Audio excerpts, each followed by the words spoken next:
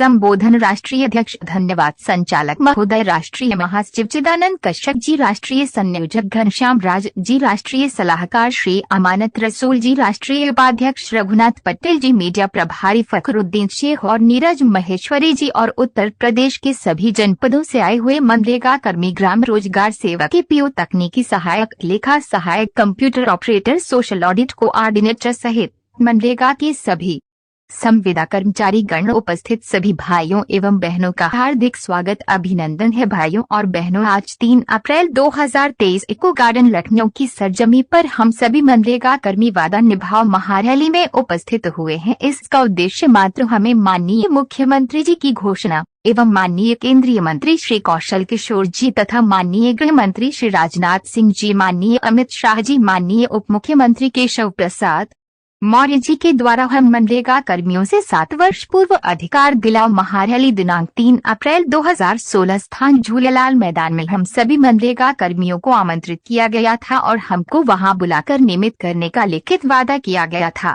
और हम लोगों को माननीय कौशल किशोर जी ने लिखित वादा पत्र भी दिया था कि हमारी सरकार बनने पर हम आप लोगों को नियमित करेंगे। लेकिन 7 वर्ष लंबा इंतजार के बाद और उत्तर प्रदेश में इनकी 2 बार सरकार बनने के बाद भी कोई सुध नहीं ली गई, फिर भी हम लोग धैर्य बनाए रखे। 7 बिलियन रुपए तक हमने कभी सरकार को कोई चेतावनी नहीं दिया, लेकिन धैर्य की भी एक सीमा होती है। इसलिए अखिल भारतीय मनरेगा कर्मचारी महासंघ के प्लेटफॉर्म पर हम लोगों ने संघर्ष करने का संकल्प लिया और मैं आज सभी मनरेगा कर्मियों के सामने वादा करता हूं कि ये संकल्प टूटेगा नहीं। हम लोगों ने माननीय मुख्यमंत्री जी श्री योगी आदित्यनाथ जी की घोषणाओं को 100% शासनादेश में परिवर्तन करने के लिए कई योजनाएं बना रखी हैं, जिसमें प्रथम योजना वादा निभाओ रैली आज इको गार्डन लखनऊ में हो रही है। हम लोगों ने अपनी रणनीति में प्रथम योजना वादा निभाओ रैली इसलिए रखी है कि सर्वप्रथम हम लोग माननीय मुख्यमंत्री जी की मात्र उनकी घोषणाओं को याद दिलाने के लिए आज इको गार्डन लखनऊ में उपस्थित हुए हैं।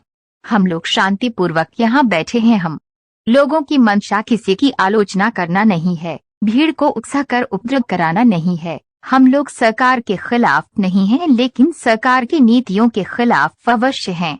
जब आपने घोषणा 4 अक्टूबर 2021 को की थी, आज 18 माह का समय गुजरने के बाद भी शासनादेश निर्गत नहीं किए गए, केवल वार्ताओं के नाम पर छलावा होता रहा। वार्ता का तात्पर्य समझौता होता है, इसलिए वार्ता की जाती है। जब माननीय मुख्यमंत्री जी ने स्वयं अपने मुख से सरकारी सम्मेलन में घोषणा कर दी है, तब वार्ताएं क्यों की जा रही है? क्या कोई व्यक्ति या अधिकारी उत्तर प्रदेश में मुख्यमंत्री जी से भी बड़ा है कि उसको वार्ता करके निर्णय लेना है? अफसरों को तो चाहिए था कि माननीय मुख्यमंत्री जी के सम्मान और मंशा का ध्यान रखते हुए शासनादेश को सरकारी सम्मेलन माननीय मुख्यमंत्री जी की अध्यक्षता में डिफेंस एक्सपो मैदान में किया गया था, उसके 1 माह के अंदर समस्त शासनादेश जारी कर देने चाहिए थे। लेकिन अफसोस है कि अफसर वार्ता के नाम पर गुमराह कर रहे हैं। हमारे मनरेगा संगठन के विभिन्न संगठनों के नेताओं को बुलाकर आश्वासन भी दे देते हैं, लेकिन असली काम कभी नहीं किए हैं। भाइयों और बहनों, मैं इस मंच के माध्यम से सभी मनरेगा कर्मियों को और सरकार को अवगत कराना चाहूँगा कि यदि आज वादा निभाओ महारैली से भी सरकार नहीं जागी एवं आज के ज्ञापन से सरकार पर कोई असर नहीं पड़ता है, कोई भी अधिकारी इसको गंभीरता से नहीं लेते हैं। हम सभी मनरेगा कर्मी 30 अप्रैल 2023 तक शासनादेशों का इंतजार करेंगे। यदि 30 अप्रैल 2023 तक माननीय मुख्यमंत्री जी के घोषणाओं पर 100% शासनादेश जारी नहीं किया जाते हैं, तब हम लोग 1 मई 2023 मजदूर दिवस से 3 मई 2023 लगातार 3 दिन तक कलमबंद हड़ताल करेंगे, अर्थात संपूर्ण उत्तर प्रदेश में मनरेगा 3 दिन तक बंद रहेगी। कोई भी मनरेगा कर्मी 3 दिन तक मनरेगा को हाथ नहीं लगाएगा। ये अखिल भारतीय मनरेगा कर्मचारी महासंघ की वित्तीय योजना है।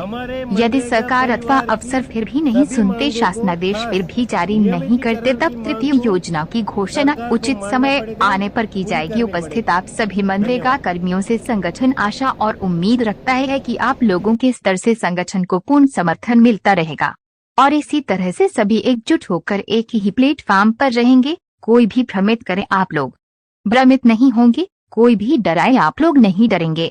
और डटकर मुकाबला करने के लिए समय समय पर तत्पर रहेंगे। राष्ट्रीय संगठन द्वारा जो भी दिशा निर्देश आप लोगों को दिया जाए उसका सदैव पालन करेंगे। इसी आशा और उम्मीद के साथ मैं अपने आप को विदा ले रहा हूं। एक बार फिर से सभी मनरेगा कर्मियों का हृदय से धन्यवाद व्यक्त करता हूं। नमस्कार। जय मनरेगा। AIN से प्रधान संपादक विकास श्रीवास्तव।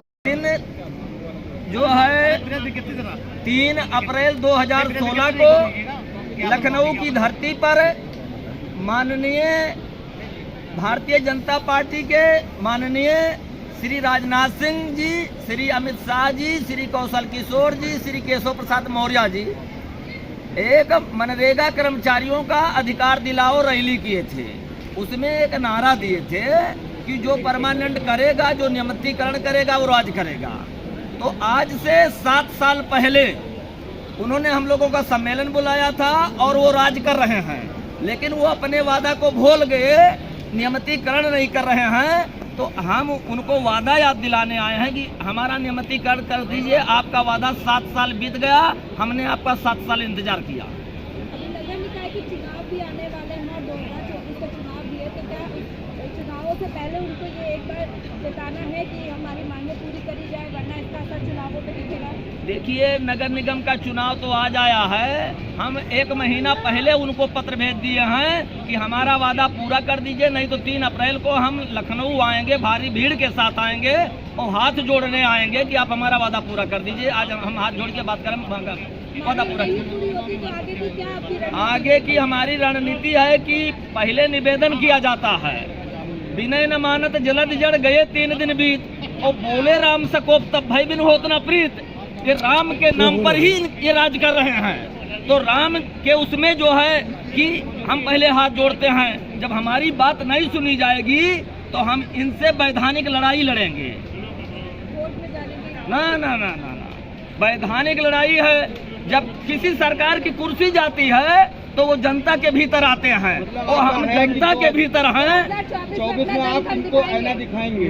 24 को हम आईना नहीं दिखाएंगे, हम इनसे 24 के पहले नियमितीकरण ले लेना चाहते हैं, चाहे ये कुर्सी पर रहें या कुर्सी से जाएं। 24 के पहले ये हमको परमानेंट कर दें, हम ऐसा कोई जतन सबके राय सलाह से कर रहे हैं।